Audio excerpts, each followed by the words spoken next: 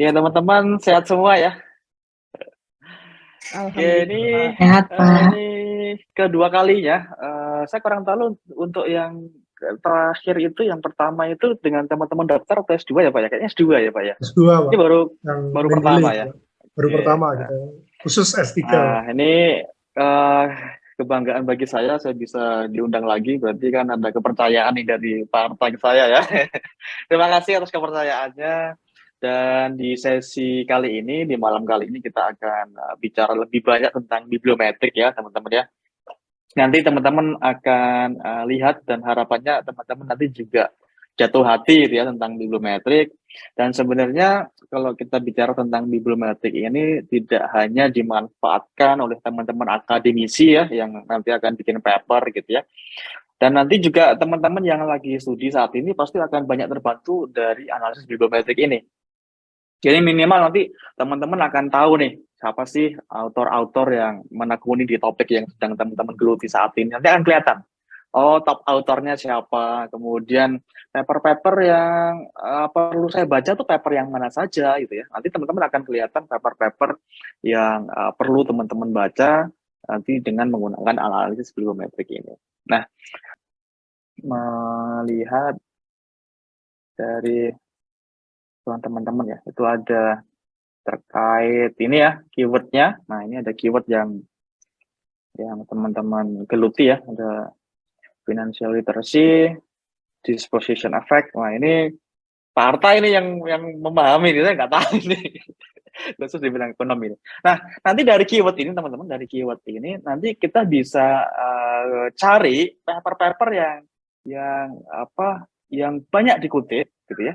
Kita juga bisa cari tahu ini di bidang financial literacy ini autor-autor potensial atau autor-autor yang punya dampak yang besar itu siapa saja, dari negara mana, dari institusi mana, dari kampus mana gitu ya. Nanti kita bisa lihat termasuk nanti jurnal-jurnal, termasuk jurnal-jurnal yang perlu teman-teman baca, jurnal-jurnal pionirnya, dan nanti otomatis jurnal-jurnal itu bisa jadi tujuan untuk teman-teman submit nanti.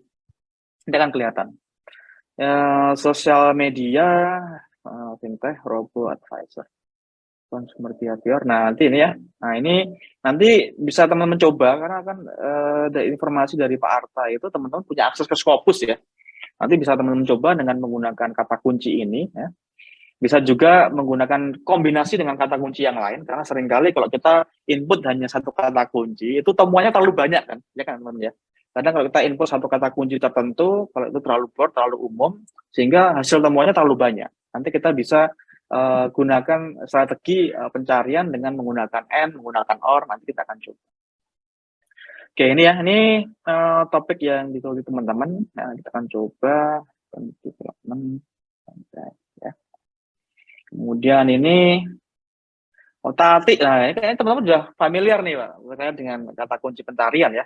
Jadi seringkali ketika kita melakukan pencarian itu papernya nggak ketemu gitu ya. Papernya nggak temu-temu sih nih, yang mana sih sebenarnya?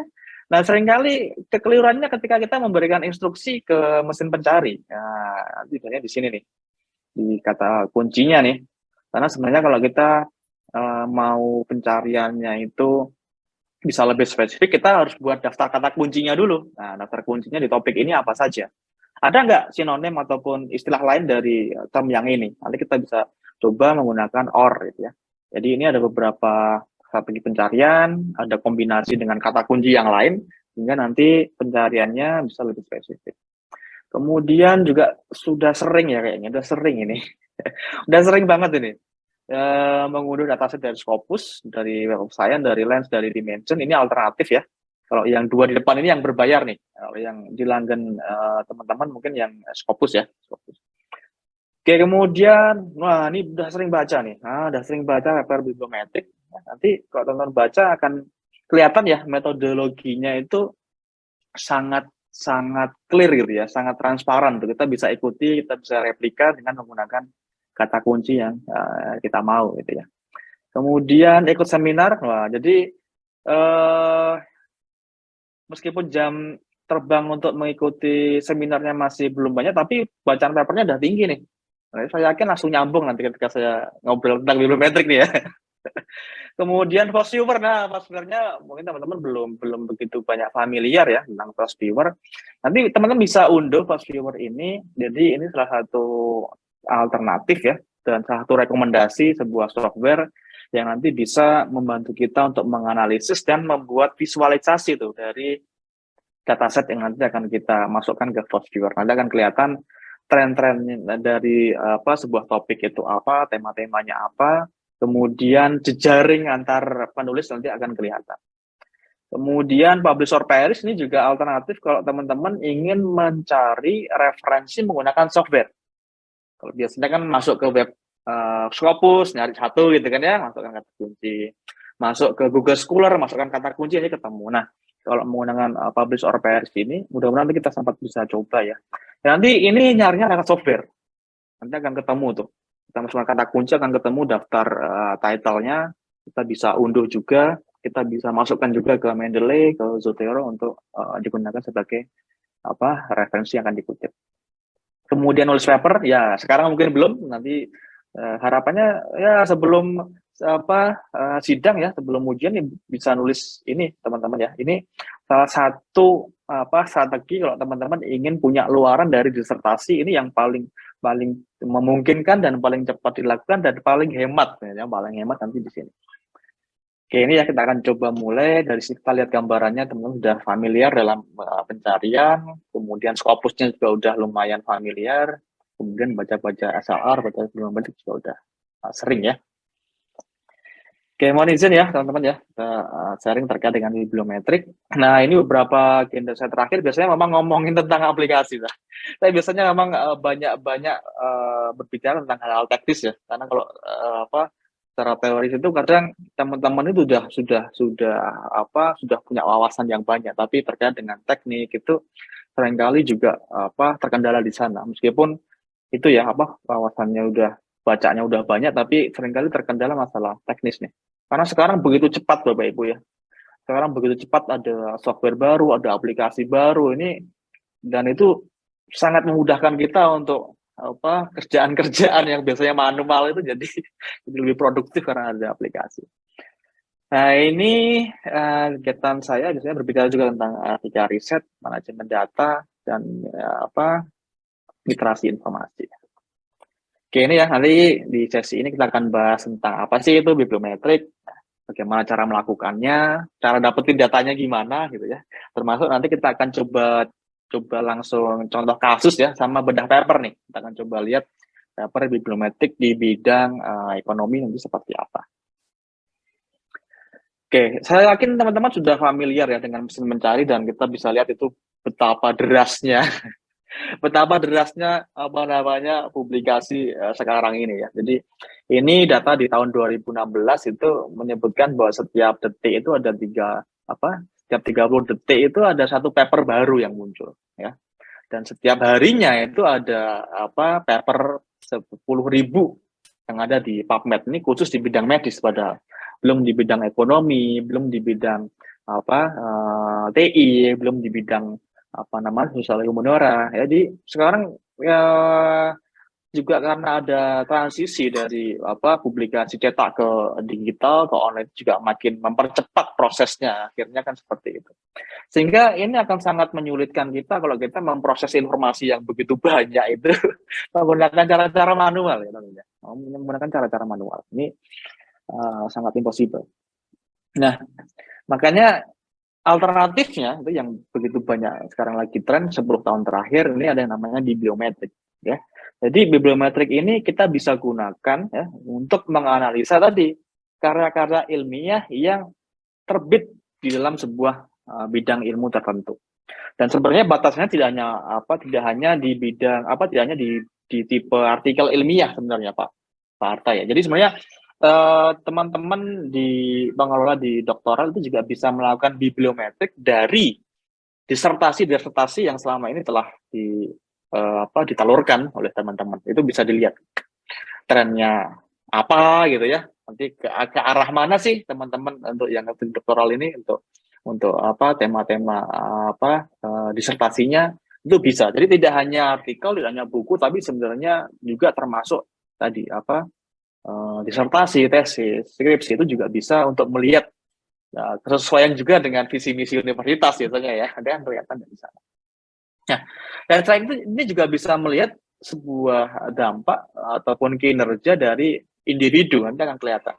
Si A ini dia itu konsisten nggak sih nulis di topik itu gitu ya, konsisten apa nggak, ini kan kelihatan. Kemudian instansi ataupun afiliasi mana sih yang banyak fokus menggeluti di bidang itu, termasuk nanti dari negara mana saja. Ini kalau kita lihat trennya ini makin lama makin naik ini. Apalagi sejak adanya software ya. Jadi sejak adanya software, analisis bibliometrik ini jadi tren juga ternyata. Nanti teman-teman bisa coba bibliometrik tentang bibliometrik gitu. Jadi tren penelitian bibliometrik itu seperti apa gitu ya. Nanti kita juga bisa melakukan kajian bibliometrik menggunakan bibliometrik. Nah, yang jelas ini Pak, teman-teman di bidang bisnis dan manajemen tentunya patut berbangga ya. Nah, ini masuk ke 5 besar Pak, ranking 4 Pak, yang memproduksi paper-paper bibliometrik. Teman-teman kalau mau nyari rujukan, kalau mau mengikuti alur kerja, papernya udah banyak sekali tentang bibliometrik di bidang ekonomi, udah 3.000 paper lebih ya. Nah, ini trennya memang lonjakannya cukup drastis ya, 2020 ini karena pandemi Pak. Karena pandemi nih, 2020, 2021 ini lonjakannya drastis. Saya duga karena pandemi nih. Orang nggak bisa riset lapangan, pakainya bibliometrik gitu ya, pakainya bibliometrik. Nah ini saya menduganya karena pandemi ya, lumayan berdampak nih. Ini saya cari dari kata kunci bibliometrik khusus di Scopus Pak, khusus di Scopus. Nah, belum lagi nanti yang di Indonesia, belum lagi yang di di Mason ini lebih dari ini tentunya, lebih dari ini. Ini hanya yang di Scopus saja. Ini jumlah artikelnya, ini conference papernya ya. Memang bisa langsung ke artikel jurnal aja. Sayang kalau masuk di conference kalau bibliometrik ya, langsung masukkan ke jurnal teman-teman. Nah, ini kalau teman-teman pernah mendengar juga tentang SLR ya, ini mirip ya, ini satu skop besar ya. Kalau kita ingin melakukan sebuah review, ini metodenya ada 2 ini. Nah, kalau kita ingin membedakan, kalau bibliometrik ini yang jelas nanti datasetnya lebih besar, Nanti kalau penarikan di bibliometrik ini biasanya 500 ke atas, Pak. 200 ke atas gitu.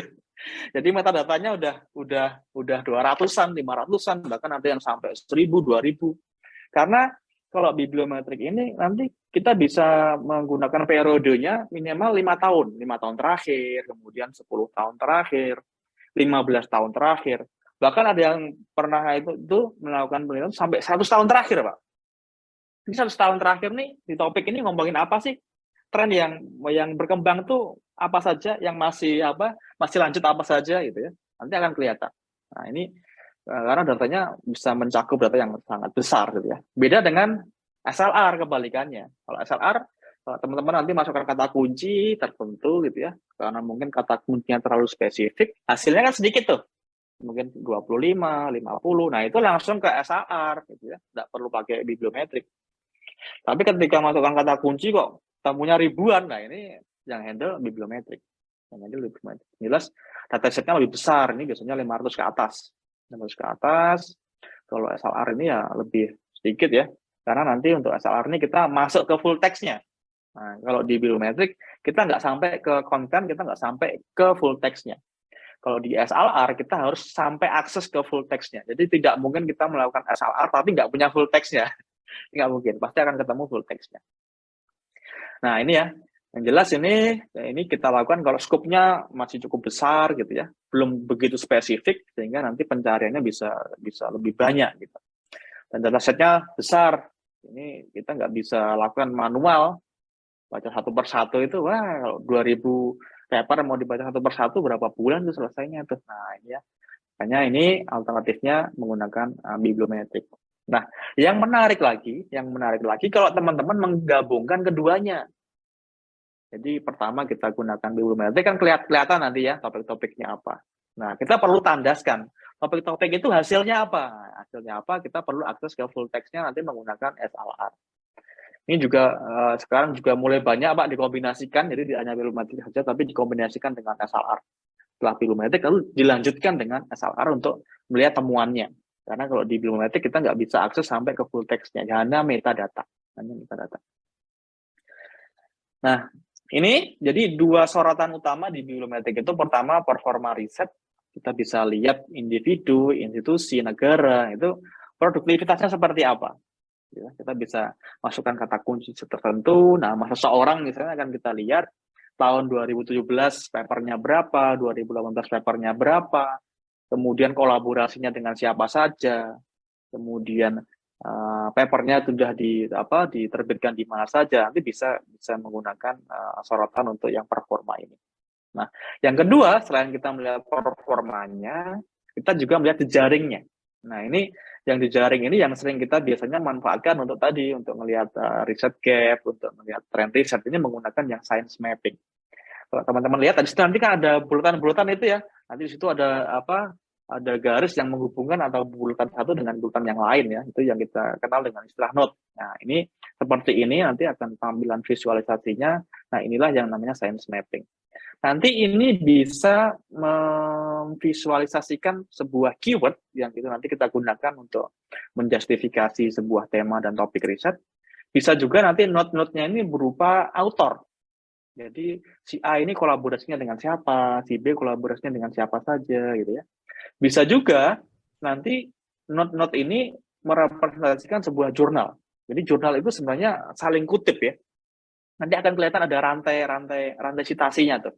Nah, kelebihan kekurangannya ini yang perlu teman-teman ketahui ya. Memang ini menggunakan metode kuantitatif ya, sehingga kesannya lebih objektif. Nah, nanti situ akan muncul H-index, nanti akan muncul tingkat kolaborasinya berapa derajat gitu ya, kemudian produktivitasnya tiap tahunnya berapa persen. Kemudian prosedurnya transparan. Nanti kalau teman-teman lihat di bagian metodologi di paper-paper bibliometrik itu metodologinya sangat jelas. Metodologinya sangat bisa untuk direka ulang, sangat bisa untuk direplika. Nanti di situ minimal dia akan menjelaskan kata kunci yang digunakan apa. Nah, gitu ya. Kemudian database yang digunakan apa, gitu ya. Kemudian ini softwarenya yang digunakan apa. Nanti akan kelihatan di bagian metodologi. Karena ini pasti akan sangat terang ya, terang, sangat jelas, sehingga risetnya itu bisa direproduksi, kita bisa reka ulang dengan metode yang sama. Kemudian kelebihan yang lain ini otomatis relatif singkat ya, tidak perlu ke lapangan ya, tidak perlu wawancara, tidak perlu nyebar survei ini. Karena nanti kita menggunakan dataset yang diunduh dari database. Nah, ada database-nya, kita unduh datanya. Kemudian relatif cepat dilakukan, dan ini bisa melihat untuk level individu, institusi, maupun negara sebenarnya. Nah, tapi kekurangannya yang perlu teman-teman jadikan pertimbangan, nanti di situ kita akan banyak bicara tentang kutipan ya. Paper mana sih yang paling banyak dikutip? Penulis mana sih yang kutipannya paling banyak? Ya. Karena yang namanya kutipan ini kadang tidak selalu mengindikasikan kualitas yang bagus. Kalau teman-teman lihat di paper-paper yang akhirnya diretraksi, yang akhirnya ditarik dari peredaran, ini juga kutipannya banyak. Itu ya Pak Arta ya. Kutipannya banyak karena dia dikonter oleh komunitasnya. Ini nggak benar ya. Kutipannya tinggi, tapi kutipannya tinggi. Karena komunitasnya memperdebatkan itu ya. Jadi kutipan tinggi tidak selalu bagus. Nah, kalau teman-teman nanti mencoba itu ada yang namanya site AI ya, site AI. Ini keren juga Pak. Jadi site AI dia itu bisa mengidentifikasi apa istilahnya ya, sentimen sebuah kutipan. Dia itu bisa mengklasifikasikan dari algoritma yang dia buat ya. Kutipannya ini tendensinya positif atau negatif. Ini akan kelihatan dari site AI ini. Nah, ini akan kelihatan ada tiga ini Pak, ada 3 kriteria kalau di set AI itu ya. Ada 3 kriteria itu positif, negatif, sama netral. Dan nanti di set AI ini kerennya juga dia itu bisa mengidentifikasi kutipannya itu masuknya di bagian mana. Apakah di introduction atau discussion atau di reference saja. Kita akan lihat tuh, kalau paper-paper yang bagus pasti masuknya di discussion kan ya? Iya. Nah, karena temuannya sangat relevan dengan kita bisa kontraskan, kita bisa lihat temuannya seperti apa. Dia bisa klasifikasi ini nih Pak. Kutipannya masuk di introduction. Nah, ini berarti hanya untuk pengantar aja nih, ya. Nah, untuk bumbu-bumbu manis saja nih, paper-paper yang berat pasti masuknya di discussion sini nih. Karena di counter dengan temuan kita kan pastinya. Nah ini ya, kita bisa coba riset AI. Bisa juga paper-paper yang nanti akhirnya diretraksi, yang akhirnya ditarik gitu. Bisa juga karena kutipannya terlalu tinggi dan itu kutipannya karena tadi nadanya nada-nada yang negatif gitu ya. Meskipun negatif pun sebenarnya tidak selamanya buruk ya Pak ya. Nanti jangan-jangan yang dulu di counter nggak bener itu nggak bener. Nanti nyatanya 10 tahun berikutnya nanti bener jadinya. Kita bicara sains, kita bicara ilmu pengetahuan kan sekarang bener besok bisa keliru gitu ya. Sekarang keliru besok bisa bener. Nah, kemudian yang kedua terkait dengan metrik ini juga bisa dimainkan teman-teman. Jadi kutipan itu bisa juga dimanipulasi ya istilahnya, dimanipulasi. Ada juga yang mungkin ada reviewer gitu ya. Coba baca paper ini dan dikutip gitu ya. Ternyata papernya dia gitu. Nah, ini juga kadang ada juga jurnal-jurnal yang mewajibkan kalau Anda mau submit ke jurnal saya silakan submit boleh ya, tapi minimal kutip 3 paper yang terbit di jurnal saya. Nah, ini juga termasuk ya, termasuk permainan gitu ya. Permainan. Jadi kalau bisa ya kita ngutip yang secara natural gitu ya, memang benar-benar relevan, memang papernya benar-benar sesuai dengan apa yang sedang kita kerjakan. Dan kemudian teman-teman kita juga perlu sadari bersama bahwa bidang ilmu itu kan berbeda kulturnya ya. Kalau kita bicara di bidang medis, di bidang IT itu cepat banget papernya. Nah, ini mungkin mereka bisa paper yang terkini itu 3 tahun terakhir gitu ya. Yang bisa dikutip itu 3 tahun terakhir. Kalau di sosial humanara, kalau di bidang-bidang seperti bidang saya gitu ya, mungkin bisa 10 tahun terakhir. Bidang IT mungkin bisa 3 tahun terakhir gitu ya. 10 tahun terakhir ya kadaluarsa itu udah. Ini juga akan menunjukkan perbedaan, termasuk jumlah penulisnya. Di bidang sosial humaniora itu kemungkinan besar autornya lebih sedikit, kolaboratornya. Nggak seperti teman-teman di bidang kimia, di bidang sains itu kan pasti autornya banyak banget ya. Jadi jangan selalu dibandingkan jumlah kutipanmu berapa, indeksmu berapa ya. Setiap bidang ilmu sangat berbeda. Manfaatnya untuk bibliometrik ya teman-teman. Nanti teman-teman akan mendapatkan informasi terkait jurnal dan paper inti. Anda akan kelihatan jurnal-jurnal yang pionir di topik yang teman-teman tekuni saat itu mana saja jurnalnya. Anda akan kelihatan, termasuk paper-papernya. Anda bisa lihat 100 paper yang terbaik gitu ya. Ya 100 paper yang banyak dikutip itu nanti juga bisa teman-teman lihat dari bibliometrik ini. Kemudian penulis yang berpengaruh di topik itu siapa, sehingga teman-teman bisa merunut karya-karyanya gitu ya, dengan kelihatan. Termasuk juga calon kolaboratornya. Teman-teman yang kolaboratornya banyak, dia itu berarti sangat terbuka untuk kolaborasi ya. Sehingga nanti teman-teman bisa lihat dari visualisasinya kalau teman-teman ingin mencari kolaborator gitu ya. Kemudian yang sering banyak digunakan yang ini untuk melihat tren dan peluang riset berikutnya. Nah, ini yang paling banyak sebenarnya ini juga bermanfaat juga untuk kita teman-teman. Termasuk nanti teman-teman pasti akan menggunakan ini juga untuk tinjauan pustaka, pasti akan lebih komprehensif ya. Nah, tinjauan pustaka tuh kalau bisa tuh dinarasikan dari pencarian dengan menggunakan kata kunci ini, menggunakan database Scopus, ketemu berapa paper, kemudian menggunakan database ini, ketemu berapa paper, kemudian yang paling relevan mana saja. Nanti akan lebih menarik jika pencarian seperti itu. Nah, dinarasikan di bagian tinjauan pustaka. Sehingga tidak lagi kita menggunakan sejauh pengamatan peneliti gitu ya. Selama ini ketemu tentang paper yang relevan tentang ini. Ya, ini kalau pencariannya lebih komprehensif nanti tinjauan pustakanya juga akan lebih komprehensif juga ya. Nah, kemudian juga yang menjadi peluang nanti teman-teman bisa menerbitkan paper tentang bibliometrik ya dari hasil riset bibliometriknya. Nah, kemudian bagaimana sih cara melakukan bibliometrik ya? Jadi step by step-nya awalnya seperti ini ya, teman-teman. Ini menurut si Dontu ya. Nanti teman-teman bisa baca paper lengkapnya karena ini open access ya. Bisa teman-teman akses. Seingat saya ini open access, bisa teman-teman download full text-nya. Jadi yang jelas pertama teman-teman perlu tentukan dulu ketika teman-teman melakukan bibliometrik ini apa yang ingin dilihat. Kan tadi banyak tuh ya. Apakah ingin melihat tren risetnya saja atau juga ingin melihat autor-autornya gitu ya, atau ingin juga melihat jurnal-jurnal yang potensial ya teman-teman yang jurnal-jurnal yang berdampak di topik tertentu ya, topik itu atau yang lain. Nah, ini perlu tentukan dulu. Kemudian pastikan juga ketika nanti teman-teman melakukan pencarian itu datanya cukup besar untuk diolah di software. Karena kalau datanya minimal itu ya, nanti teman-teman tidak bisa menggunakan software karena nggak akan kelihatan tuh ketika divisualisasi. Datanya terlalu sedikit soalnya.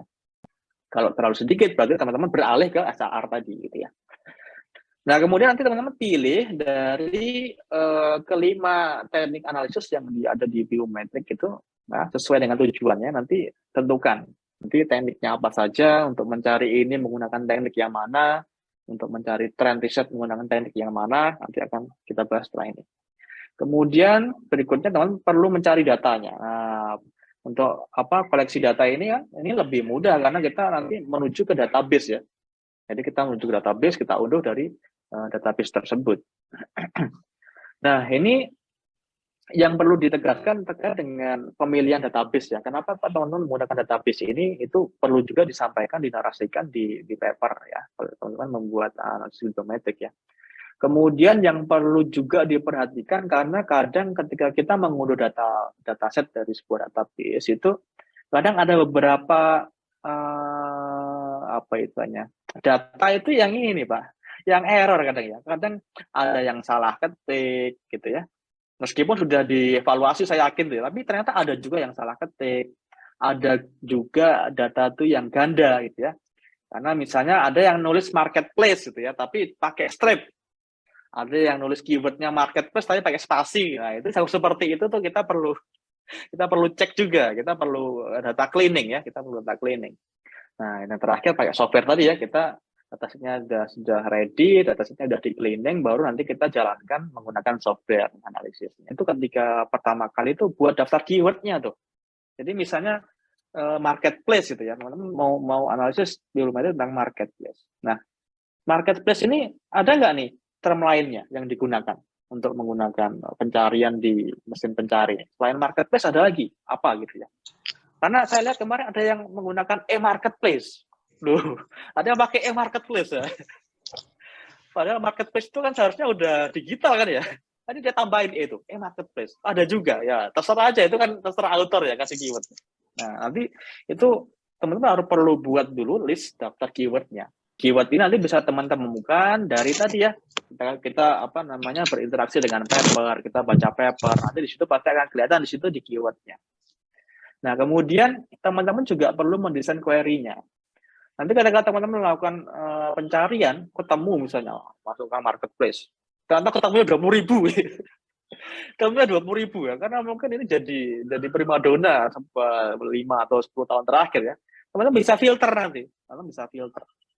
Filternya nanti bisa teman-teman filter, oh saya mau fokus langsung yang di bidang ekonomi ya, gitu. Nanti bisa difilter berdasarkan bidangnya. Bisa juga difilter berdasarkan tahunnya, misalnya 5 tahun terakhir, 3 tahun terakhir, 10 tahun terakhir. Kemudian database-nya menggunakan apa, gitu ya, menggunakan apa. Scopus sudah lumayan ya, kalau di bidang ekonomi kan Scopus sudah lumayan banyak ya Pak ya cakupannya ya untuk di bidang ekonomi dan bisnis ya. Nah, yang terakhir data cleaning-nya nih, karena ada yang sering salah ketik, kadang ada yang error, ada yang kosong. Nah, ini yang juga butuh effort tersendiri nanti di sini. 3 research question yang utama yang sering muncul untuk kita analisis biometrik ya, itu pertama kita perlu juga temukan, biasanya kita akan nyari negara mana sih yang banyak terlibat di topik ini gitu ya, termasuk afiliasi dari universitasnya ya. Jadi autor-autornya dari mana sih yang banyak menekuni di topik ini akan kelihatan, termasuk nama autornya sendiri ya. Nah, ini akan kelihatan. Nah, kemudian yang kedua, seringkali juga kita akan melihat jurnal-jurnal yang relevan.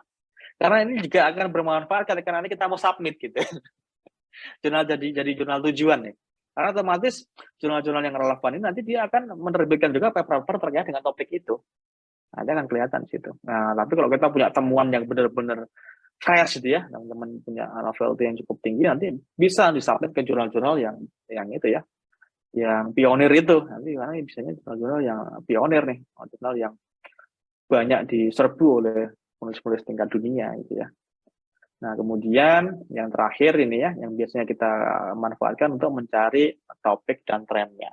Nah, ini kita bisa. Nah, kalau teman-teman ingin memulai bibliometrik, saran saya teman-teman coba baca buku ini. Ini bukan buku ya, paling hanya 20 atau 30 lembar Pak Arta.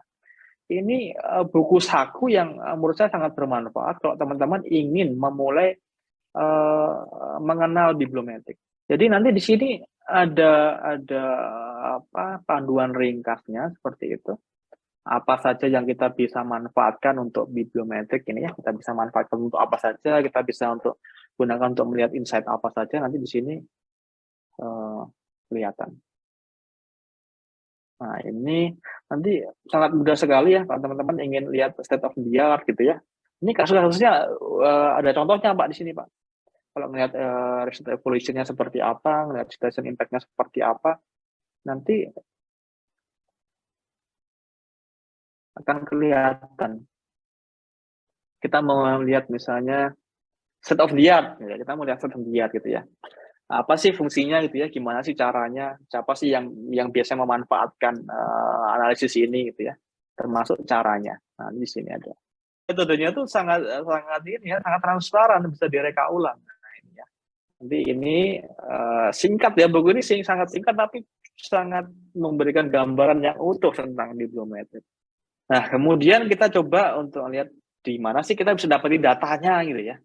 Jadi kalau bibliometrik ini contoh dari paper saya nih Pak. Ini Indonesia ya, nanti bisa rilis yang teknik Scopus ya. Ini kita perlu dapatkan judulnya, ya. Kita perlu dapatkan autornya, ya. Autornya siapa saja, afiliasinya itu ada nama afiliasi dan juga negara pastikan ya di byline di authorship-nya kelihatan situ, kemudian abstraknya, kemudian keyword-nya.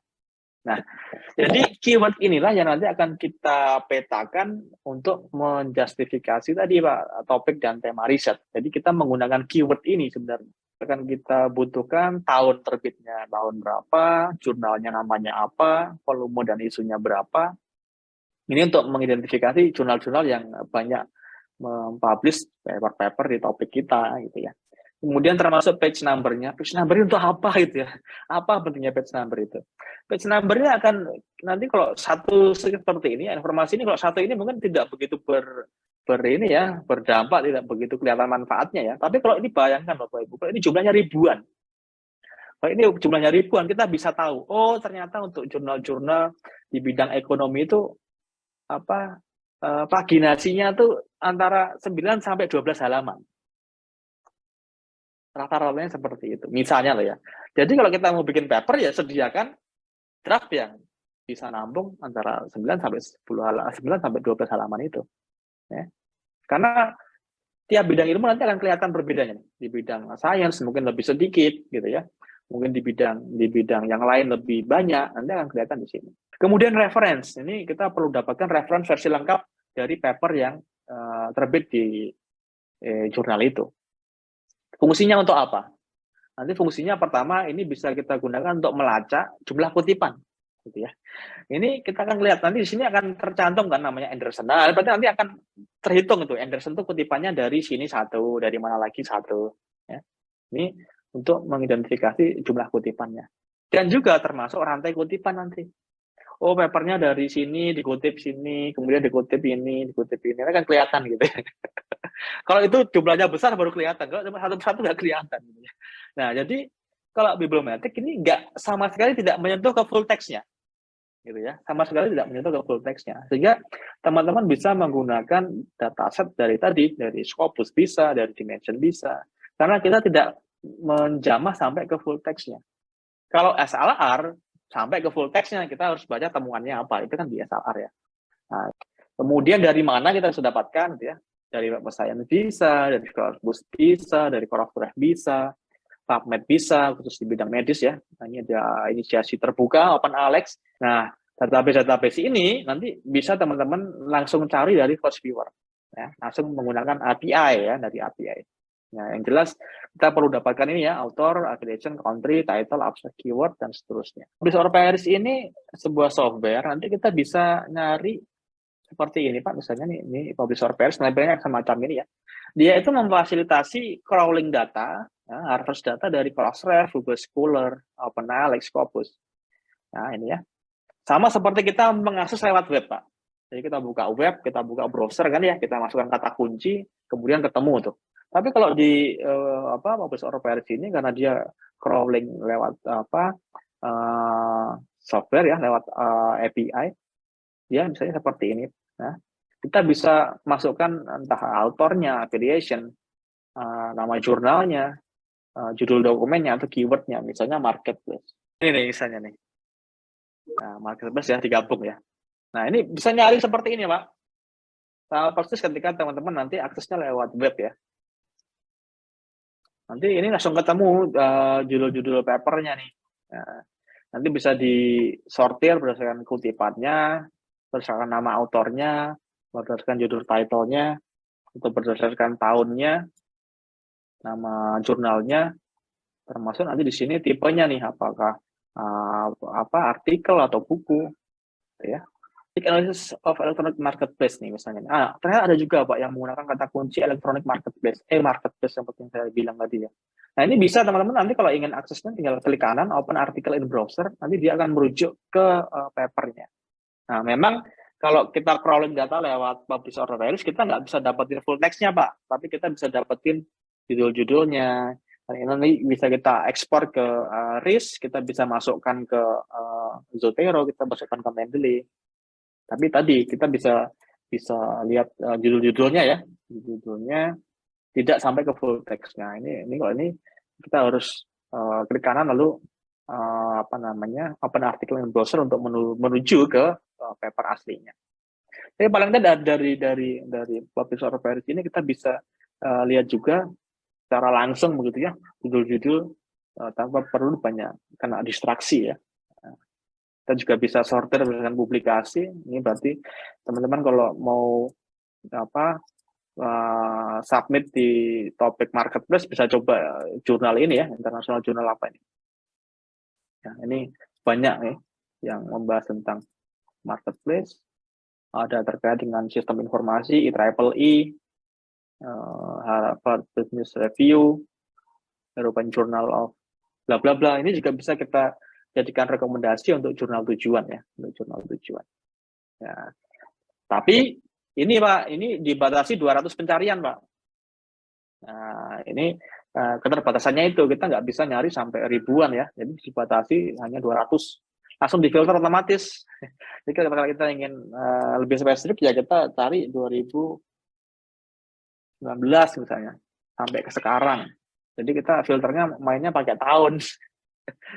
Nah, seperti ini contohnya. Ketika kita udah mencari seperti ini ya teman-teman ya. Contohnya nih. Nah, kita kan perlu cleaning juga nih. Apakah yang ini relevan, yang ini relevan atau enggak dengan topik kita. Ini kan kita perlu filter lagi kan ya. Nah, ini kita perlu filter lagi. Nah, kalau kita handle-nya udah judul seperti ini, kita mau nggak mau harus lihat meyakini dari judulnya dulu. Kalau judulnya belum yakin, teman-teman harus baca abstraknya. Gitu kan ya. Nah, abstraknya belum yakin juga nih relevan apa enggak gitu ya. Harus akses ke full text-nya sih gitu. Jadi untuk filter paper-paper ini relevan atau enggak, sebenarnya mainan pertama, kata kunci pertama ya, cara strategi pertama main di kata kuncinya sini, Bu. Main di kata kuncinya. Jadi kita harus buat kata kunci yang spesifik sehingga nanti paper-paper yang di luar itu enggak masuk. Itu harus di satu-satu gini sih. Saya belum nemuin softwarenya karena itu saya yakin belum ada softwarenya ya. Kita harus handle satu persatu nih. Ini cocok enggak gitu ya. Nah itu butuh gitu ya, butuh penguasaan topik yang cukup luas. Saya suruh handle ini nggak bisa. Ini misalnya nih, ini relevan nggak? Saya nggak bisa. Ini bukan topik yang saya geluti. Ini kalau Bu Della pasti tahu nih mana nih dari 200 paper nih yang kita out gitu ya, yang kita keluarin yang mana aja pasti Bu Della yang lebih paham. Nah, kalau saya biasanya nyari dari Google Scholar kemarin karena supaya tahu ke VOS viewernya kan banyak ya datanya ya. Kalau 200 tuh harus berapa kali kan ya. Nah, mereka kadang-kadang kalau sampai 1000 langsung begitu, misalnya inilah Scopus 200 nih. Saya punya keyword study investment satisfaction. Kalau diklik di Scopus saja cuma keluar 40-an, sedikit sekali. Nah, kalau misalnya ini sampai 200, berarti sisanya tuh mereka masukin yang mirip-mirip karena mereka pasti mencari sampai 200. Biasanya begitu ya, Pak. Jadi sisa membaca marketplace atau misalnya tadi keywordnya itu Ini publish or perish tuh bagaimana ya Pak? Ini apa mereka dari abstraknya? Kalau Scopus kan bisa di-tag ya dari abstrak atau dari author atau dari title kan dia bisa dipilih. Kalau ini kan enggak ya, kita keyword saja. Ini berarti keywordsnya abstrak atau keywords yang ada di artikel itu apa bagaimana? Ya, ini keyword di papernya itu Bu, yang di input di keywordnya. Ya, tapi bisa juga karena ini kan enggak. Memang kalau di publish or perish tidak selengkap fiturnya yang kita akses lewat Scopus ya. Kita nggak bisa filter berdasarkan bidang ilmu, kita nggak bisa filter berdasarkan, kita mau sorter nih yang artikel aja kan nggak bisa di sini ya. Tetap masuk ini yang buku yang apa yang tetap masuk. Nah, memang ini tidak, kalau menurut saya kurang cocok kalau teman-teman ingin handle untuk bibliometrik ya. Saya sarankan tadi kalau ingin bibliometrik ya, karena di ini juga dibatasi 200 metadata, saran saya langsung ke Scopus. Dokter Eri kan langsung dapat, misalnya kita ketemu nih ada nih, maksudnya database tuh kita harus satu-satu buka baca atau memang bisa dapat ini ya? Nah, ini contohnya nih, ini perbandingan kalau kita bandingin langsung nyari di Scopus, langsung download dari Scopusnya dibandingkan dengan publish or perish ya. Karena kalau teman-teman nanti lihat paper-paper dari teman-teman Indonesia biasanya tuh yang pakai publish or perish. Tapi kalau teman-teman dari luar biasanya nggak pakai ini untuk handle bibliometrik ya. Ya langsung ke database-nya, langsung ke Scopus-nya. Nah, karena di Scopus itu kita bisa sampai 2000 metadata langsung. Kita bisa langsung crawling, kita bisa langsung panen gitu ya. Nanti di sini juga nah, ini login ke Scopus-nya, Bu. Nah, nanti login ke Scopus-nya. Nanti tampilannya bisa semacam ini nih. Kita bisa masukkan advanced search-nya ya, Pak? Iya, pakai advanced search. Nanti kita bisa mau filter tahun berapa, kita bisa mau filter berdasarkan bidang ilmu tertentu. Kita mau filter juga hanya yang artikel saja bisa gitu ya. Jadi yang proceeding nggak masuk, yang buku nggak masuk, yang editorial nggak masuk, itu juga bisa. Kalau itu Bapak Ibu login dari Scopus, nanti tampilnya semacam ini nih. Bisa dapat author ID, Scopus ID ya, kemudian judul dari karyanya, dari buku, dari artikelnya, tahun berapa, kemudian nama jurnalnya apa, volume isu dan halamannya, jumlah kutipannya gitu ya. Sampai ke DOI-nya juga dapat, tipe open access atau enggaknya akan kelihatan, termasuk afiliasi, publisher-nya, editornya, bahasa juga akan kelihatan. Dan Ibu nanti juga bisa filter nih. Saya mau ambil yang bahasanya Inggris saja, bisa. Jadi bahasa yang Perancis, bahasa yang di luar itu nggak masuk gitu ya. Kemudian kita bisa pilih juga di sini termasuk referensinya. Kita bisa juga panen referensinya karena ini juga termasuk bagian dari analisis bibliometrik. Kalau di sini tadi nggak bisa. Jadi seringkali saya dapat pertanyaan, kok saya mau plotting untuk visualisasi peta riset menggunakan publish or perish, nggak bisa ya? Ya nggak bisa, karena di sini nggak tercantum keyword kan? Coba deh Ibu cek. Di sini nggak ada keywordnya. Jadi pinter juga kan, itu nggak digratiskan gitu ya. Karena kita butuh keyword untuk menampilkan tadi peta riset tadi. Nah, untuk menampilkan peta riset kita butuh keyword, makanya kita perlu centang di sini nih, keyword. Kalau di Scopus itu ada dua, ada author keyword, ada index keyword. Kalau author keyword nih yang disisipkan di dokumennya, yang ditulis oleh autornya sendiri. Kalau index keyword ini dari Scopusnya. Jadi Scopus punya keyword-keyword yang sudah dia rapikan gitu ya. Jadi kalau ini di Scopus tuh keywordnya ini gitu ya. Bisa juga, tapi sebagian besar mereka akan menggunakan author keywordnya. Jadi yang jelas di Scopus ada dua versi, ada author keyword dan ada index keyword. Index keyword ini dari Scopus. Nah, ini juga kelihatan juga fundingnya siapa. Nah, ini bisa lihat juga. Ini bisa juga di bibliometrikan. Jadi misalnya topik ini tuh fundingnya dari mana aja. Ini ya, ini perbedaannya kalau kita akses langsung dari Scopus. Kalau misalnya artikelnya tadi Pak sedikit ya, misalnya saya search tadi kan harusnya bibliometrik di atas 500 ya Pak.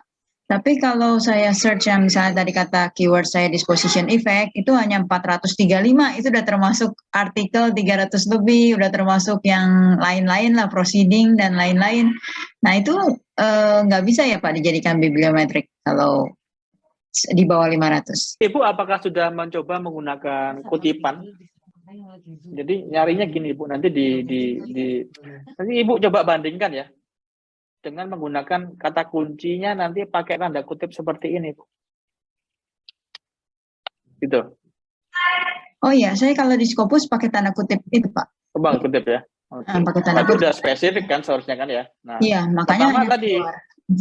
pertama kita perlu cari tadi daftar keywordnya apa saja. Ini jangan-jangan ada yang menggunakan keyword yang lain selain itu. Sehingga dia nggak nyantol loh ketika kita pakai kata kunci itu. Makanya pertama yang perlu kita lakukan, kita bikin daftar keyword dulu. Selain ini apa, selain ini apa, selain ini apa. Kemudian kita nggak bisa sih sekali masukkan kata kunci terus ketemu, itu nggak bisa. Kita harus butuh trial dengan kata kunci yang lain. Kita juga perlu kombinasikan dengan kata kunci yang kita temukan yang lain gitu ya. Kalau ingin yang versi lengkap yang bisa kelima teknik analisis, teman-teman perlu centang ya bagian ini sama yang bagian reference. Yang lainnya ini bisa dikosongkan. Tapi yang penting bagian ini dan bagian reference itu yang nanti kalau kita sekali unduh nih bisa untuk 5 analisis gitu ya. Tapi kalau gini kita lupa, kita nggak centang, nanti ada bagian itu yang off, kita nggak bisa jalankan karena datanya nggak ada. Nanti kalau teman-teman masuk ke post viewer nanti akan kelihatan ya. Ini bisa diklik atau enggak. Kalau bisa diklik berarti datanya tersedia. Kalau ini datanya itu apa? Ini kita klik nggak bisa, itu berarti memang datasetnya nggak menyediakan itu. Sehingga sudah dikenali oleh post viewer-nya, ini nggak bisa dijalankan gitu ya. Biasanya kita menggunakan post viewer ya. Tapi sebenarnya ada beberapa software lain ya. Ada beberapa software lain yang juga banyak digunakan. Tapi kalau ini saya coba dari Dimension ya. Ya, dari Dimension saya cari Mei kemarin ini yang paling banyak digunakan ini Post Viewer, Bibliometric sama Big Excel. Ya. Ini yang paling banyak digunakan. Tapi ada juga yang lain nih. Ada pajak GP ini lebih rumit. Saya pernah nyoba pakai pajak pakai GP, waduh, pusing saya. Ini lebih kompleks lagi. Kita perlu effort lebih besar daripada kita menggunakan Post Viewer. Kalau Bu Dela udah terbiasa pakai Force Viewer, saya coba sarankan untuk coba juga bandingkan dengan Bibliometric. Tapi ini perlu pakai R ya. Teman-teman perlu install R, nanti install Bibliometric. Ini paket di R, nanti bisa juga dijalankan menggunakan web-based ya. Kalau nggak salah kan R itu ada yang juga yang versi web ya. Nanti ini juga bisa digunakan sebagai alternatif Post Viewer. Tapi yang jelas yang paling banyak Post Viewer. Itulah makanya kenapa kalau teman-teman baca pamflet brosur itu peta riset menggunakan Post Viewer gitu ya. Tapi ada juga Bibliometric sebenarnya. Ada juga Bibliometric, ada juga Big Excel. Tapi memang paper-paper yang paling banyak itu Post Viewer. Nanti tampilannya semacam ini ya. Nanti tinggal kita masukkan datasetnya, lalu kita tinggal jalankan analisis yang kita mau gitu ya.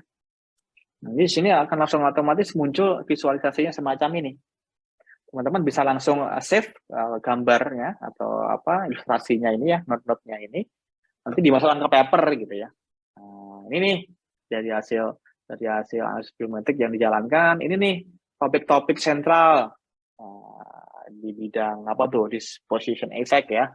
Ini seperti ini tampilannya, teman-teman sering melihat ya, ada note-note semacam ini ya. Jelas dia bisa mengkonstruksi nih ya, dan membuat visualisasi ya tentang citasi, bibliographic coupling, co-citation, co-authorship, nanti akan kelihatan jejaringnya.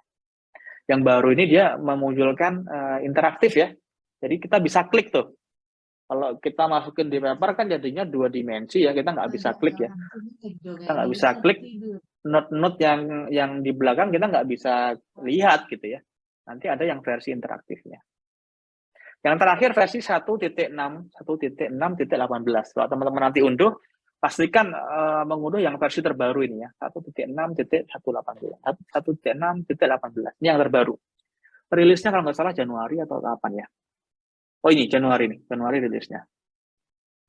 Ini juga database yang disupport ya.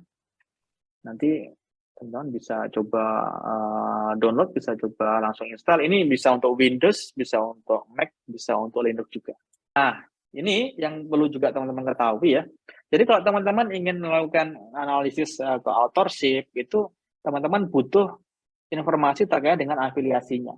Nama afiliasi dan juga negaranya. Ya, nanti untuk melihat jejaringnya, berdasarkan negara, berdasarkan afiliasinya. Kalau teman-teman melakukan analisis citasinya, teman-teman membutuhkan nama autornya, jumlah citasinya, kemudian judul papernya, nama jurnalnya, DOI, dan referensinya. Jadi yang bagian akhir tadi yang di Scopus referensinya harus dicentang kalau teman-teman ingin melakukan analisis citasi. Kalau nggak dicentang ini nggak bisa, ini nggak bisa, ini nggak bisa, ini nggak bisa. Jadi yang ini tadi perlu diingat lagi ya ketika teman-teman nanti mengunduh data tadi. Nah kalau yang co-occurrence ini butuh keyword. Nah ini checklistnya.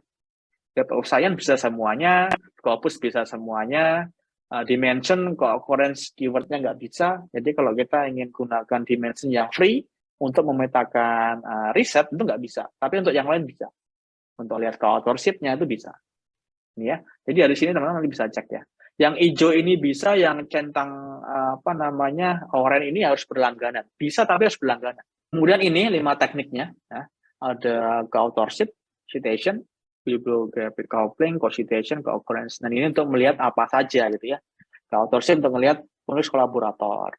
Nah, kita mau cari kolaborator tuh pakai biometrik caranya. Kita mau ajak kolaborator tuh dari sini kelihatan. Kemudian terkait dengan citasi, siapa sih peneliti dan juga jurnal yang berpengaruh, dan dilihat dari kutipannya, jumlah kutipannya.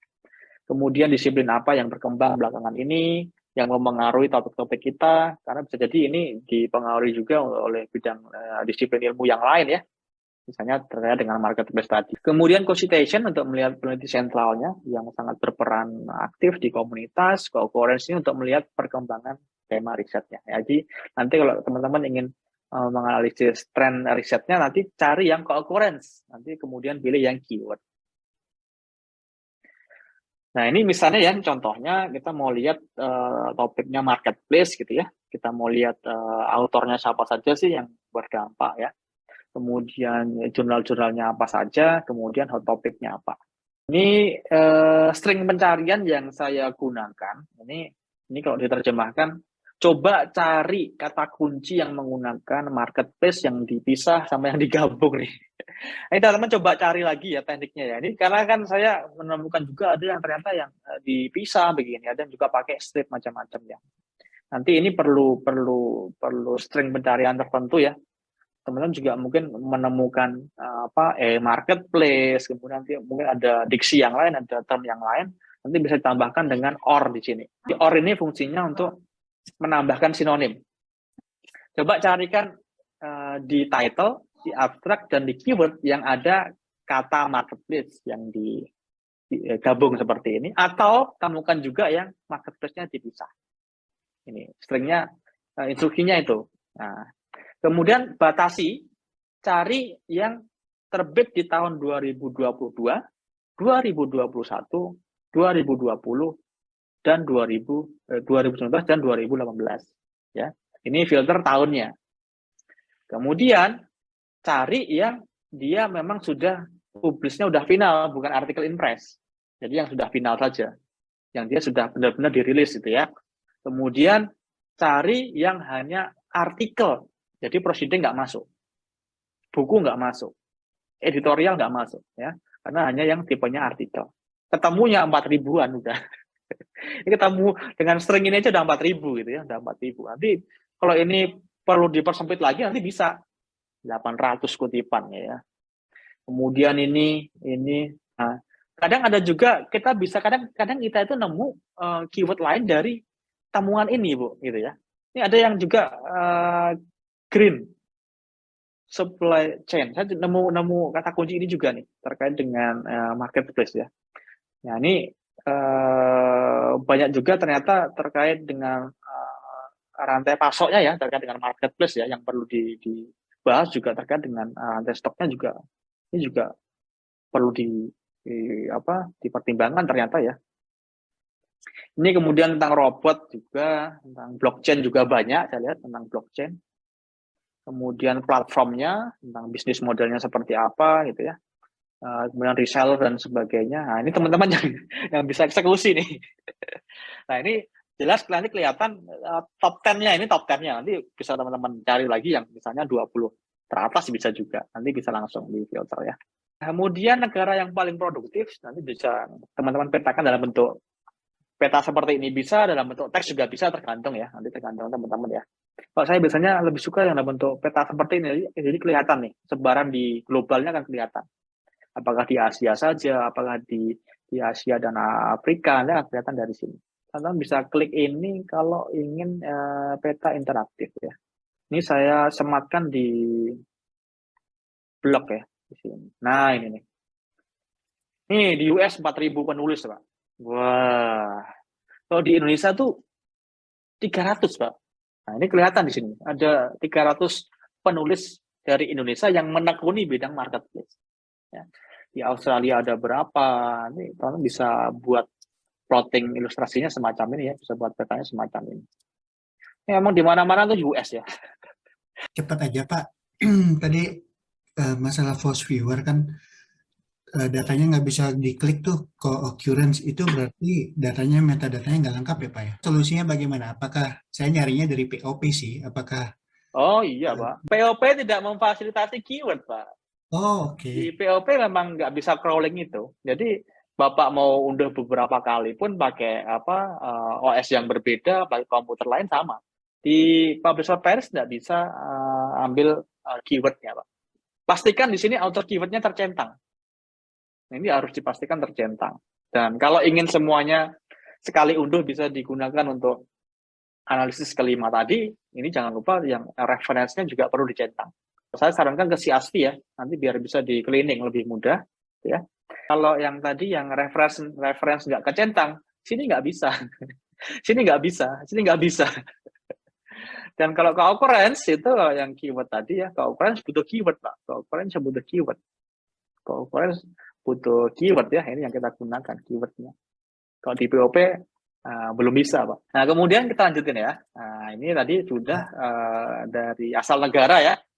Nanti sebenarnya bisa juga nanti kita lacak Pak, ini afiliasinya kemana ya. Dari universitas mana kita bisa lacak sebenarnya. Nah itu ya. Nah kemudian ini Pak, ini penulis kolaboratornya kita bisa lihat di sini. Bagian besar teman-teman dari namanya kalau dilihat namanya nama-nama Cina ya Pak ya. Wang, Yu, Chen. Nah ini kalau teman-teman mau undang kolaborator, ini terus aja nih teman-teman sini nih. Ini kan jejaringnya udah banyak nih. Dia udah nulis dengan si A, si B, si C gitu ya. Saya yakin ini teman-teman yang tingkat kolaborasinya tinggi, dia itu sangat terbuka untuk kolaborasi lebih lanjutnya. Nanti mestinya kita bisa telusur dari datasetnya ya. Ini si Wang ini nama lengkapnya siapa? Nanti Wang siapa sih? J-nya siapa? Nanti bisa kita lihat dari sana. Ini berdasarkan jejaring, berdasarkan negara. Ya. Kita lihat di sini US yang paling sentral ya. US itu udah kolaborasi dengan negara mana aja, itu kelihatan di sini. Kita lihat di sini pusatnya dari US. Kemudian yang kedua, UK juga lumayan banyak nih teman-teman untuk kolaborasinya. Jadi teman-teman bisa cari kolaborator dari US, dari UK, dari China, gitu ya. Dari Vietnam juga kelihatan di sini ya. Indonesia juga bisa. Nanti kelihatan dari peta ini. Nah, kalau peta yang versi seperti ini, yang versi gambar kan memang tidak bisa apa istilahnya ya, nggak bisa dieksplorasi ya.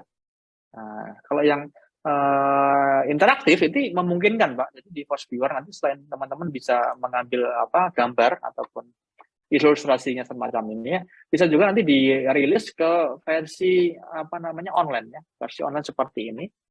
Ini aslinya ini sih, ini aslinya kalau dibuka aslinya ini cuma saya embed di blog aja ya. Ini bisa dieksplorasi lebih lanjut. Kalau yang 2 dimensi tadi kan nggak bisa ya. Kita misalnya kita mau lihat yang terkait dengan marketplace yang dia ngomongin sosial media ya. Nah, ini ngomongin apa aja sih gitu ya. Nanti kita tinggal klik di sini. Oh, kaitannya dengan sosial media di topik marketplace itu terkait dengan word of mouth nih. Word of mouth nih ya, terkait dengan bagaimana itu bisa memberi dampak terkait dengan ini ya. Kemudian terkait dengan marketing, terkait dengan branding ya. Nanti akan kelihatan di sini. Ada yang bahas tentang budayanya, ada yang bahas tentang gendernya, karena mungkin tingkat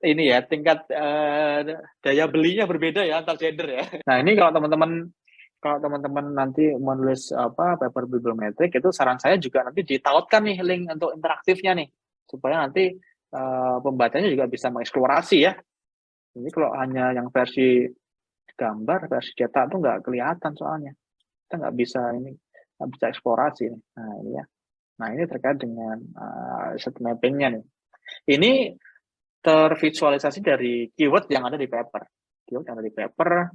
Kemudian dia keyword ini dia connect ke keyword apa gitu ya. Jadi semakin besar node-nya, berarti ini semakin besar, semakin banyak frekuensi, semakin tinggi frekuensi yang digunakan. Itu juga bisa dilihat berdasarkan tahun ya. Kalau ini kan kelihatannya berdasarkan apa namanya cluster ya. Bisa juga nanti dilihat berdasarkan filter ya. Misalnya ini akan kelihatan ini ya. Yang warnanya kuning-kuning yang makin baru nih. Kuning-kuning ini makin baru. Blockchain ini mungkin baru-baru ya, 5 tahun terakhir mungkin. Yang agak gelap ini berarti keywordnya dipakainya udah mulai tahun agak kemarin-kemarin gitu ya. Tapi kalau yang kuning-kuning ini keywordnya baru muncul. Nanti bisa kelihatan di sini yang paling rame itu yang baru-baru ini kaitannya dengan COVID ya. Nah, gimana sih? Mungkin terkait dengan intensitasnya, terkait dengan lonjakan penjualan mungkin ya. Nah, ini juga termasuk baru. Jurnal yang paling banyak dikutip ya, jurnal yang paling banyak dikutip kita lihat di sini ada Journal of Consumer Research. Nah, ini berarti jurnal ininya nih.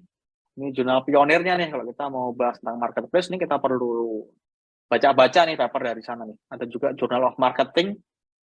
Nah, ini teman bisa kunjungi jurnal-jurnal ini nih untuk dapetin paper-paper untuk ngeliatin apa namanya topik-topik terkini. Nah, ini kelihatan di sini ya Journal of Consumer Research ini yang perlu Bapak Ibu kunjungi pertama kali kalau mau bahas marketplace.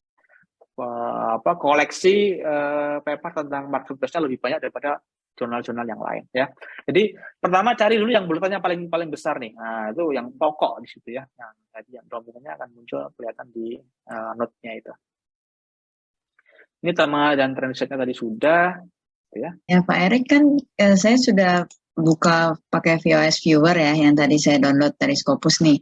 Tapi tampilannya tuh kan semuanya pakai notes yang ada syaraf-syarafnya itu ya. Jadi nggak ada apa ini yang di online ya, ada bentuk negara begitu.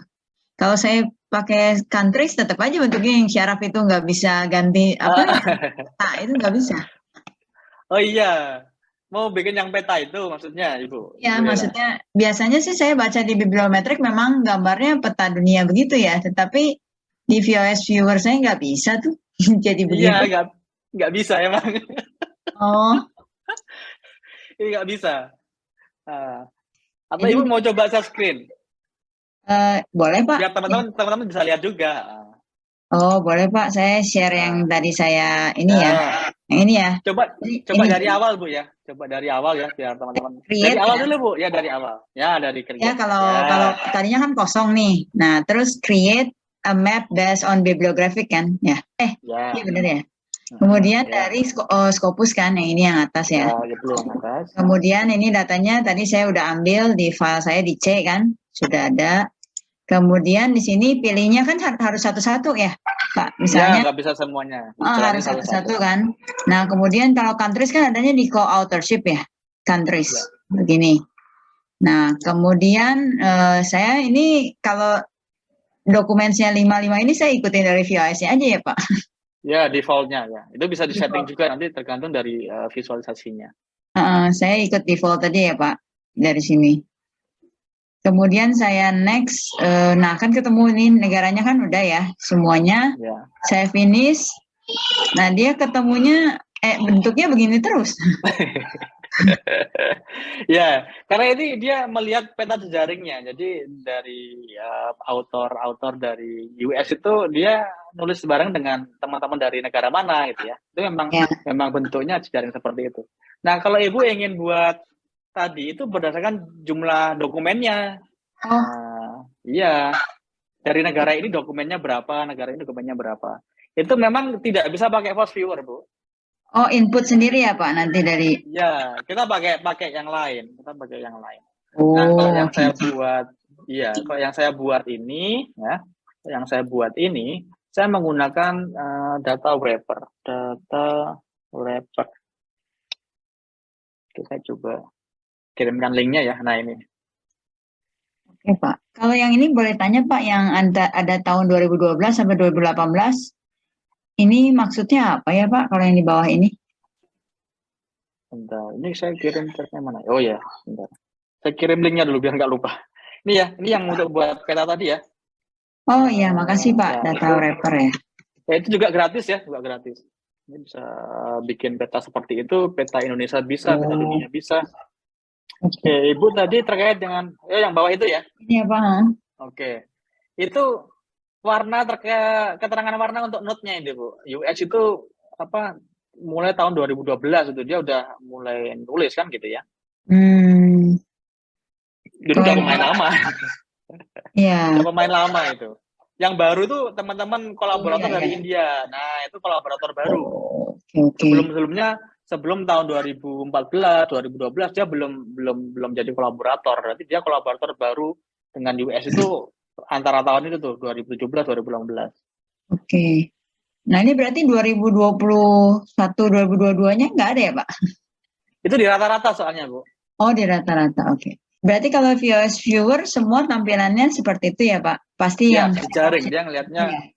network ya. Nanti kalau bibliometrik beda lagi, Bu ya. Kalau yang bibliometrik, ini sebenarnya dari visualisasi kelihatan ini pakai apa gitu ya. Di bibliometrik yang R itu nanti bisa ada ini Sankey ya, diagram Sankey. Kita bisa masukin di sini autornya, di sini keywordnya, di sini jurnalnya bisa. Ini kalau di bibliometrik ya. Di Fast Viewer nggak bisa ini. Diagram Sankey. Jadi kelihatan nanti di sini autornya pakai keyword apa aja, jurnal ini pakai keyword apa aja, ini kelihatan di sini. Kita bisa masukin keyword, author, countries, itu bisa. Tapi kalau untuk pengenalan, memang saya lebih menyarankan ke Fast Viewer ya, karena lebih mudah ya digunakan ya. Tinggal kita klik-klik aja gitu ya. Kalau di Bibliometrik ini nanti tampilannya seperti ini dan ini banyak anunya, menunya banyak. Nah, di data wrapper bisa buat seperti ini nanti, atau bisa juga buat yang model area seperti ini. Nah, ini tergantung kebutuhannya ya.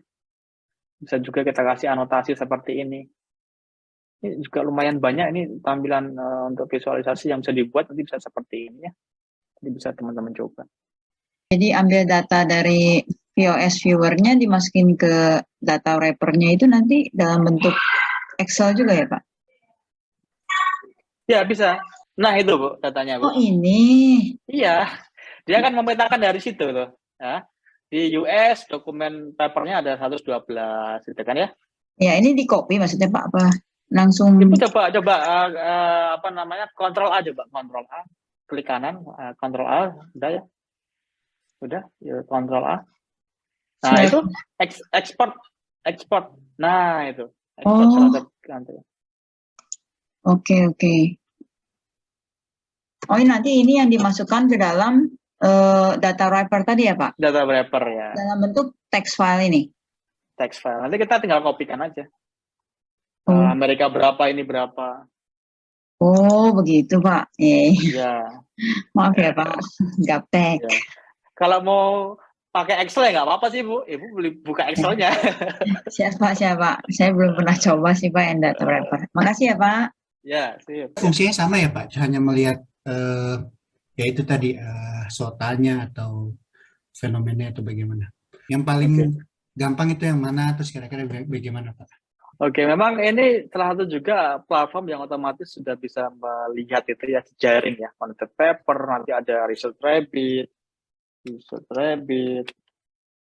nanti ada lagi lead maps. Ini beberapa alternatif ya. Ada Citation Gecko ya. Jadi dia bisa membuat visualisasi ya, membuat visualisasi dari kata kunci yang kita inputkan gitu ya. Tadi Pak, jadi dari masing-masing platform ini dia pastikan punya backup dari database apa yang dia gunakan. Nah, jadi kalau Bapak Ibu ingin akses platform-platform semacam ini, yang perlu diketahui pertama, dia pakai basis data apa? Dia pakai database-nya dari mana? Nanti perlu dieksplor dulu gitu ya. Nanti itu yang pertama kali perlu kita ketahui, karena itu yang nanti menjadi informasi ketika nanti kita melakukan eksekusi untuk kata kunci semacam ini. Kalau dari pengalaman Pak Dr. Rick sendiri, mana yang paling sering dipakai, yang paling oke gitu? Rekomendasinya? Rekomendasi. Kalau saya lebih suka kalau saya mengeksekusi sendiri, Pak. Karena kalau ini kan kita kadang filternya itu, Pak. Kita kadang kata kuncinya kan kadang terbatas ya.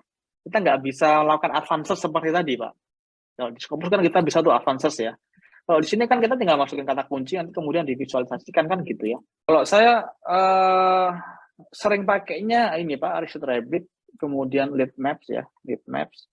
Ini juga menurut saya cukup bagus datanya. Dia pakai semantic scholar ya, dia pakai semantic scholar, memang datanya terbuka Pak, sehingga mereka bisa gunakannya untuk visualisasi seperti ini. Nah ini teman-teman, ada ini ada connected paper, ada Research Rabbit, ada Lead Maps ya. Ini mirip-mirip, ada Citation Gecko, ada Open Knowledge Map, ya, seperti ini contohnya. Jadi seringkali kalau saya coba di Open Knowledge Map nih ya, karena ini kalau menurut saya database-nya kurang besar gitu ya. Jadi harusnya bisa lebih nangkep lebih banyak paper lagi gitu. Research Rabbit ini memungkinkan Pak, jadi kita masukin satu paper gitu ya, itu mereka mengistilahkan dengan seed ya. Itu dimasukin satu paper, nanti AI mereka akan memberi rekomendasi dari input tadi itu paper yang relevan apa. Jadi kita bisa masukin satu paper gitu ya. Nah ini database-nya dari Semantic Scholar ya Pak ya. Nah ini Semantic Scholar database-nya. Ini memang lebih cocok untuk penulisan referensi ya, dan meskipun dia juga bisa langsung memetakan. Ya. Nah dari sini kita bisa lihat paper mana sih yang relevan gitu ya. Nah, misalnya ini ya, marketplace lending, a new banking paradigm. Kita masukkan ini misalnya. Ya. Kita masukin satu paper ini, kita nanti akan direkomendasikan Pak. Satu paper ya. Nah, nanti rekomendasinya kita bisa klik di sini ada similar work ini.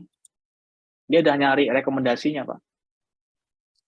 Ini kalau misalnya, oke, saya mau tambahkan ini ke koleksi saya, ini bisa ditambahkan ke koleksinya, gitu ya. Tadi ini bisa ditambahkan ke koleksinya. Nanti dari sini dia akan merekomendasikan paper dengan jumlah yang lebih banyak lagi dari 2 paper ini. Kita tambahin satu lagi gitu ya, misalnya kita tambahin satu lagi ini, nanti dia akan nambah lagi dari 3 paper tadi. Dari 3 paper ini rekomendasinya paper yang perlu saya baca yang mana gitu ya. Kita juga bisa melihat karya-karya sebelumnya gitu ya. Karya-karya sesudahnya. Gitu ya. Kita bisa lihat dari sini. Ini bisa diekspor ke RIS ya. Nanti kita bisa masukkan ke Zotero, kita bisa masukkan ke ke Mendeley dan lain sebagainya. Ini seharusnya ada arah panahnya. Ini ngutip siapa, ini ngutip siapa. Misalnya ada arah panahnya ya. Dan ini bisa langsung dibuat visualisasi semacam ini nih. Nah, ini keren nih. Paper tentang marketplace, siapa saja sih yang pernah bahas gitu ya. Nanti sini kalau kita klik ini ini ada ininya. Ada anak panahnya nih. Nih Ciberg nih ngutip si Faster gitu ya. Kemudian si ini nih ngutip siapa gitu ya. Ini abstraknya. Gitu. Nah, kalau teman-teman tanya yang saya rekomendasikan, nah akhir-akhir ini saya mainannya pakai ini nih, pakai Research Rabbit. Ini juga gratis ya. Gratis, tinggal teman-teman daftar. Ini teman-teman, ini ada paper open access ya. Ini bisa teman-teman download full text-nya. Ini open access karena di sustainability, di MDPI. Ini mungkin 11 juta. EPC-nya 11 juta. Gitu. Nah, ini bibliometric analysis and systematic review. Jadi digabungin ya antara bibliometric dan systematic review tentang e-marketplace, ya, tentang e-marketplace, open innovation, dan sustainability. Jadi 3 topik ini yang dia bahas gitu ya. Nah, ini papernya, teman-teman ya. Nanti bisa teman-teman unduh di full text-nya ini ya, download PDF kalau teman-teman tertarik nih. Oke, ini judul papernya teman-teman ya. Yang nulis ini teman-teman dari mana nih? Columbia ya. Columbia.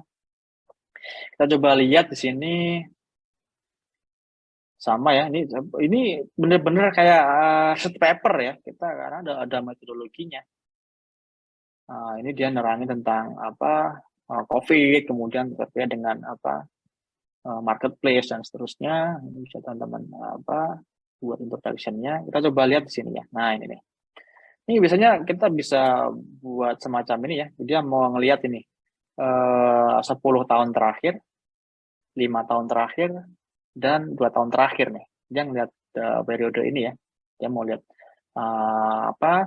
analisis literatur review dari periode ini.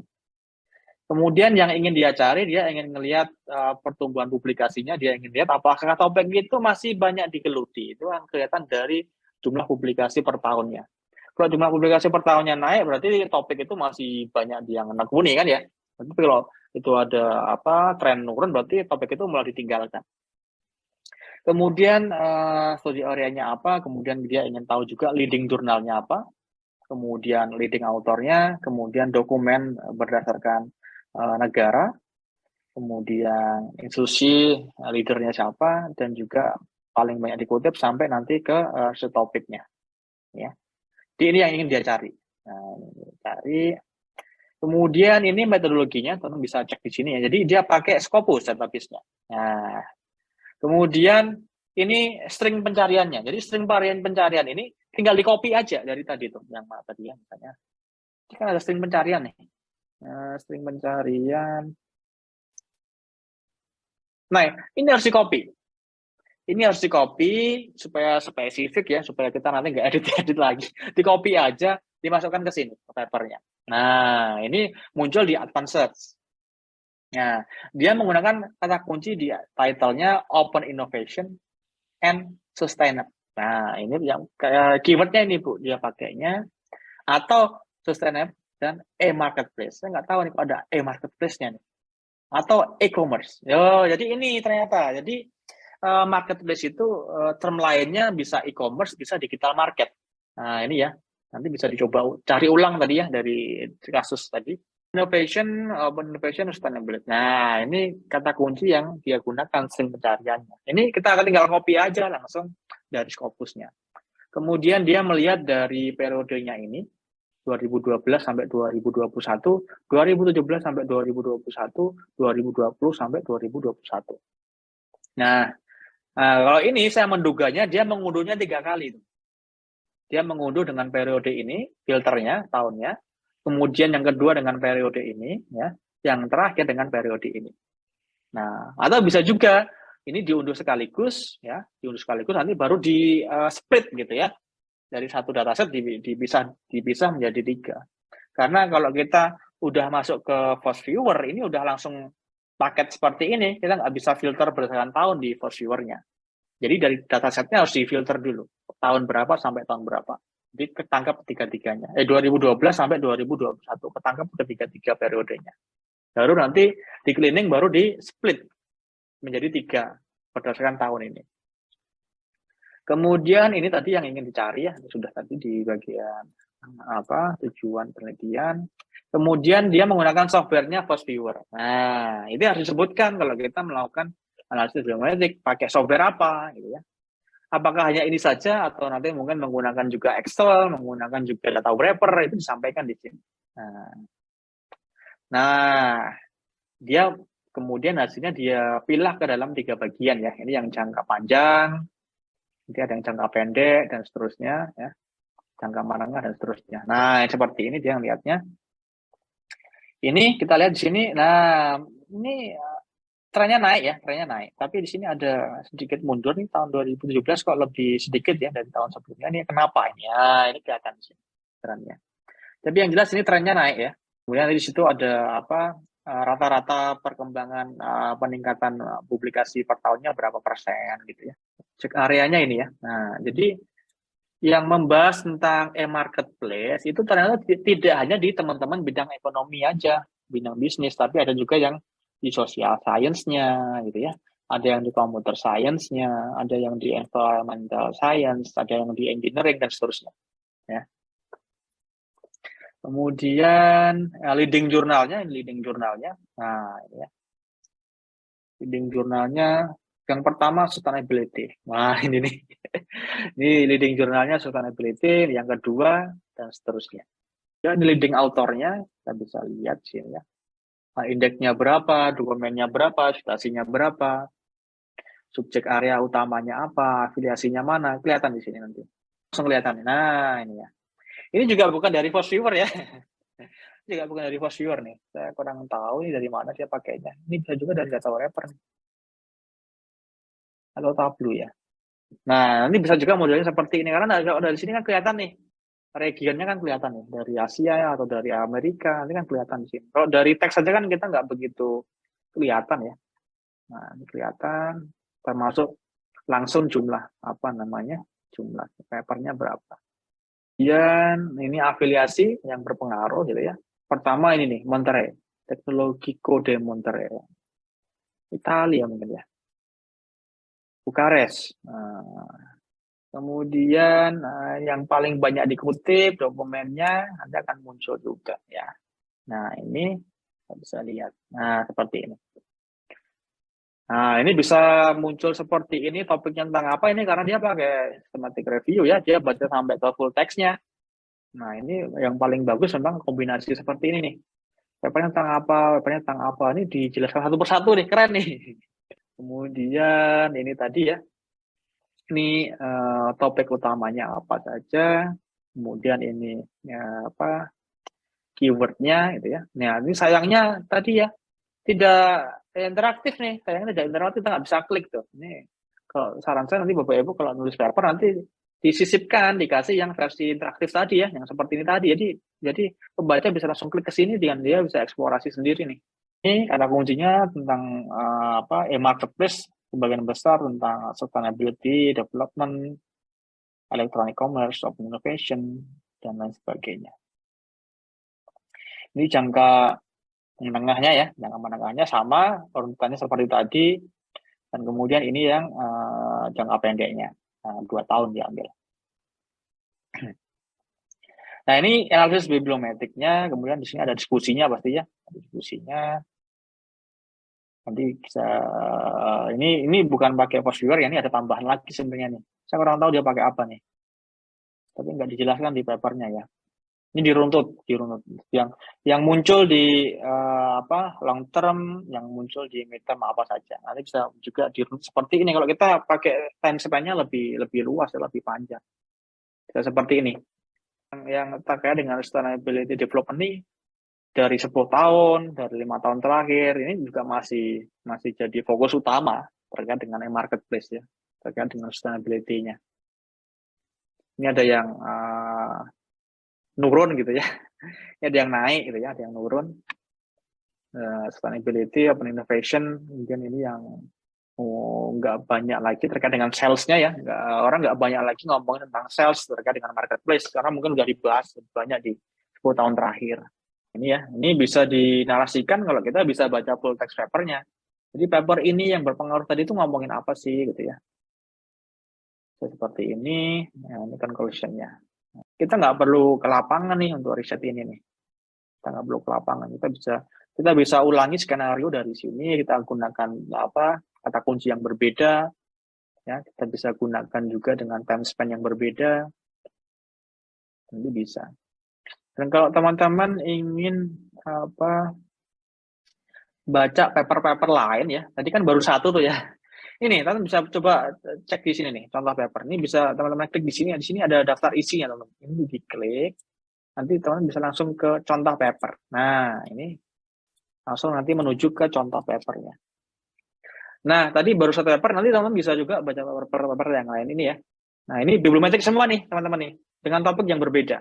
Ya kalau di doktoral memang unik-unik ya risetnya ya. Kita lihat kayak behavior finance ya kayaknya itu ya, terkait dengan investment juga ya. Jadi tapi gini maksudnya bibliometrik ini kita lebih melihat lebih ke trennya lah ya. Jadi tetap nanti harus diperdalam dengan quantitative study juga sih untuk ya harus diulas ya findingnya. Tapi kalau bibliometrik lebih membantu kita melihat arah ke maksudnya dari yang sudah pernah dilakukan oleh peneliti sebelumnya ke sekarang ini trennya seperti apa gitu ya, apakah meningkat, stabil atau decline, atau pernah decline seperti naik lagi. Jadi lebih ke arah sana karena kadang yang kita sudah jawab tuh pertanyaan yang mungkin masih menarik ya nih, masih trending ya nih. Jadi bibliometrik mau membantu kita